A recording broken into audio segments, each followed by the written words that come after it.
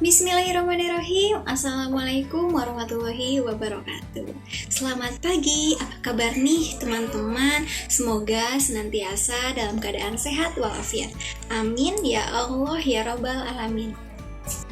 Oke, pada kesempatan kali ini saya akan mereview hasil penelitian kuantitatif.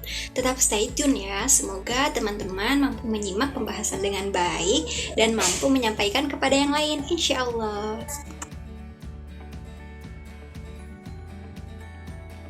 Nah, masuk ke poin-poin atau agenda style. Yang pertama mengenai judul dan latar belakang, landasan teori, metode penelitian, hasil penelitian, kesimpulan, kemudian yang terakhir tanggapan. Masuk ke poin pertama mengenai judul yang akan saya bawakan mengenai pengaruh strategi flipped classroom terhadap peningkatan kemandirian belajar peserta didik pada mata pelajaran akidah akhlak. Untuk selanjutnya mengenai latar belakang masalah. Pendidikan pada hakikatnya adalah suatu proses pendewasaan anak didik melalui suatu interaksi. Proses dua arah antara guru dengan siswa. Proses pendidikan dilakukan oleh pendidik dengan sadar, sengaja, dan penuh tanggung jawab untuk membawa anak didik menjadi dewasa secara jasmaniah maupun rohaniah. Tak luput dewasa secara sosial sehingga kelak menjadi orang yang mampu melakukan tugas-tugas jasmaniah maupun berpikir, bersikap, berkemauan secara dewasa dan dapat hidup wajar selamanya serta berani bertanggung jawab atas sikap dan perbuatannya kepada orang lain. Berdasarkan pendapat ini, peneliti menyimpulkan bahwa guru dan peserta didik merupakan inti dari proses pendidikan, sedangkan tujuan, alat, dan lingkungan lebih bersifat pengarah, penunjang, dan prasarana. Untuk mencapai pendidikan dengan hasil yang baik, diperlukan banyak rancangan dengan upaya guru agar mencapai tujuan yang ingin dituju. Manusia telah dituntut untuk menjadi individu yang beriman dan berilmu. Terlebih, perkembangan ilmu pengetahuan dan teknologi saat ini yang membawa manusia pada era persaingan global yang begitu pesat. Persaingan ini menuntut individu untuk menjadi individu yang berkualitas, yang memiliki pemikiran kreatif dalam menggunakan teknologi, serta mandiri dalam segala hal. Masuk selanjutnya kepada landasan teori. Tentunya setelah pemaparan tadi di atas, perlu adanya teori yang jelas. Nah, ada salah satu teori yang dikemukakan oleh Enfield tahun 2013 yang menyatakan bahwa model pembelajaran kelas terbalik dapat meningkatkan motivasi siswa untuk mengikuti pembelajaran di kelas, berinteraksi secara intensif sehingga terbentuk kemandirian belajar.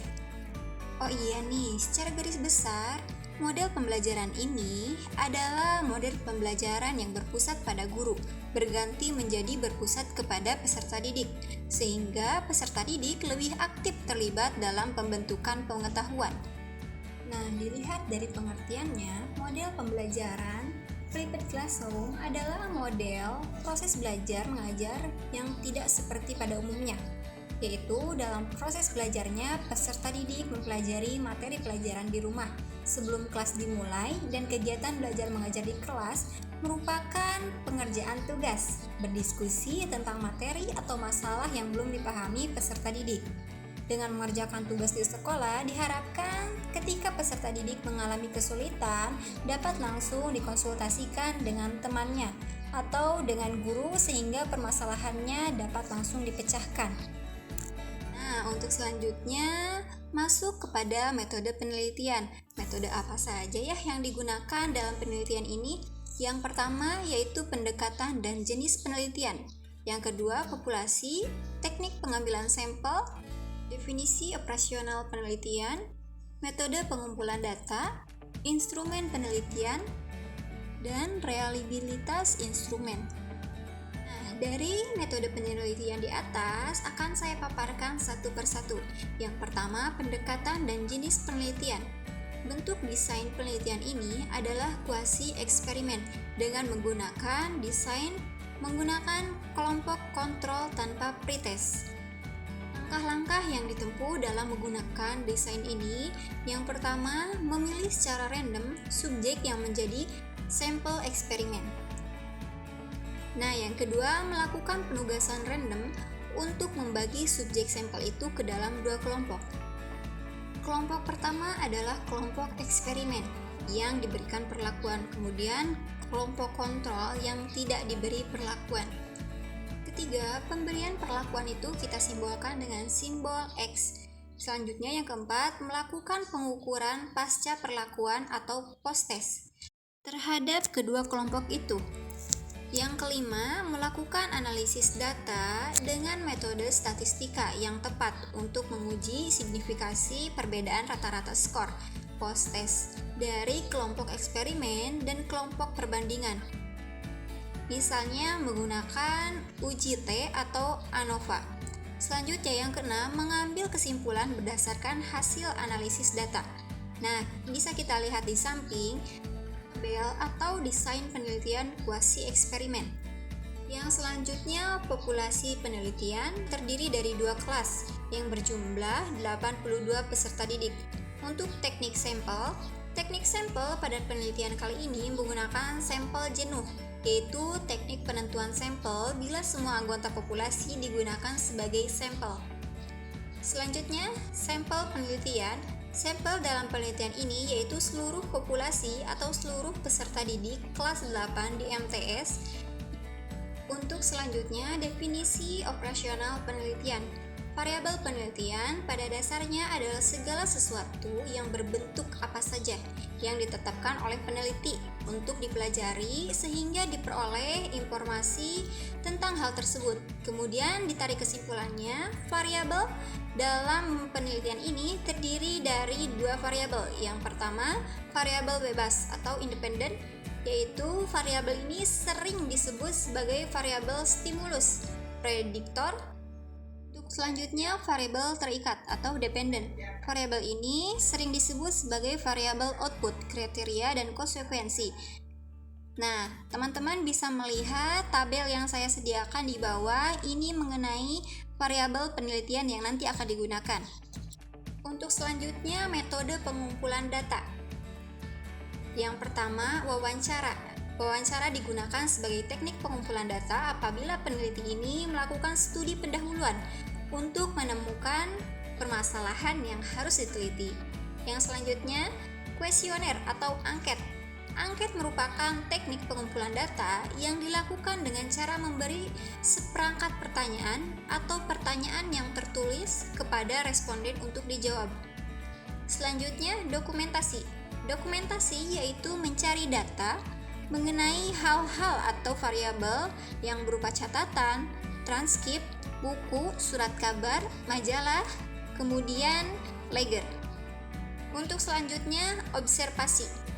Observasi merupakan cara mengumpulkan data dengan mengamati perilaku, peristiwa, atau mencatat karakteristik fisik dalam pengaturan yang alamiah. Untuk selanjutnya mengenai instrumen penelitian.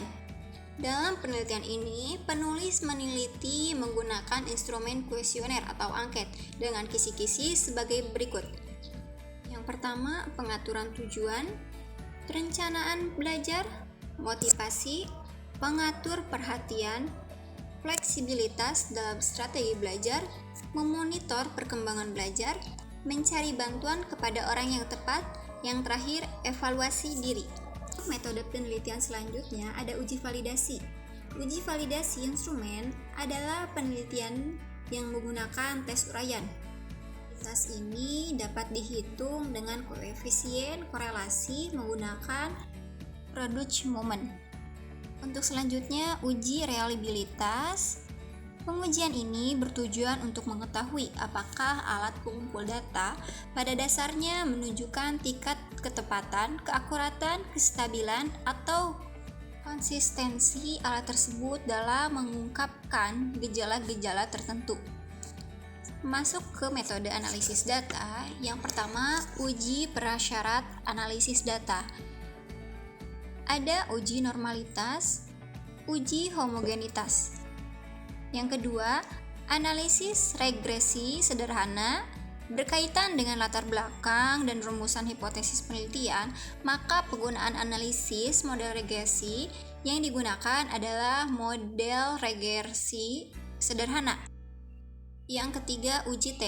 Uji statistik T digunakan untuk mengetahui masing-masing sumbangan variabel bebas secara versial pada variabel terikat dan menunjukkan seberapa jauh pengaruh satu variabel penjelas secara individual dalam menerangkan variasi variabel terkait. Yang selanjutnya, uji koefisien determinasi. Untuk menyatakan besar kecilnya sumbangan variabel X terhadap Y dapat ditentukan dengan rumus koefisien ini. Nah, masuk ke pembahasan selanjutnya mengenai hasil penelitian. Berdasarkan hasil penelitian, terdapat pengaruh antara strategi flipped classroom terhadap kemandirian belajar peserta didik sebesar 12,1% pada mata pelajaran akidah akhlak. Namun, bukan merupakan faktor mutlak untuk mempengaruhi kemandirian belajar peserta didik. Masih terdapat 88% ditentukan oleh faktor lain.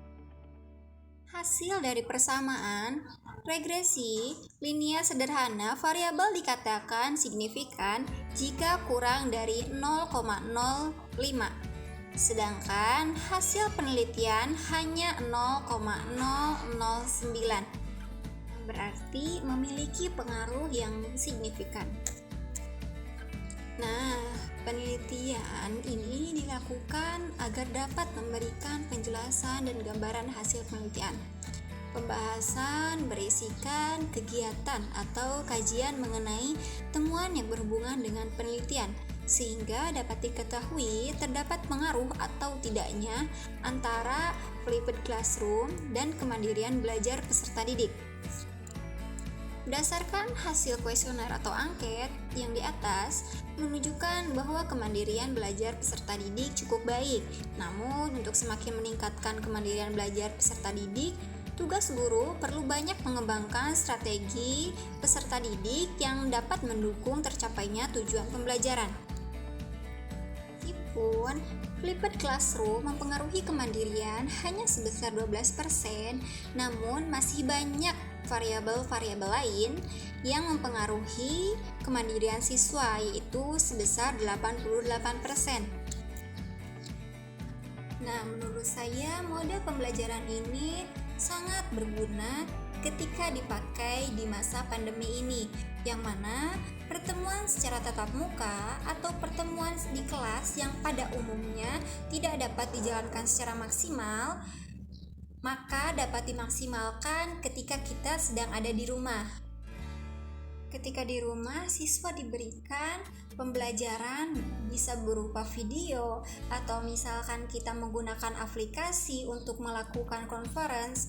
Kemudian dari pembahasan-pembahasan tersebut, siswa harus memahami. Kemudian apabila ada yang tidak dipahami, siswa dapat menanyakannya langsung ketika pembelajaran tatap muka berlangsung. Siswa dapat berdiskusi dengan teman-temannya, dapat menukar informasi.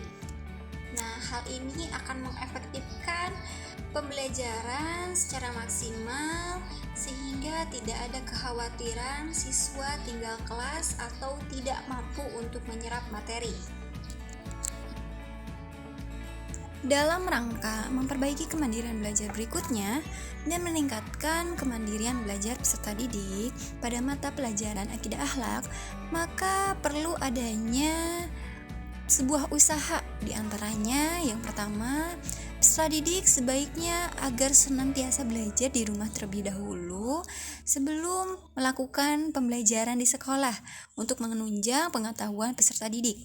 Kemudian, jangan pernah takut salah dalam menyampaikan pendapat ketika berdiskusi dengan teman atau guru di sekolah. Nah, untuk pejuang sarjana dan pejuang skripsi, semoga video ini dapat memberikan gambaran dengan baik. Dan jangan lupa tetap berkarya dan memotivasi orang lain ya. Cukup sekian dari video ini, mohon maaf bila ada kesalahan. Wabillahi taufiq wal hidayah. Wassalamualaikum warahmatullahi wabarakatuh.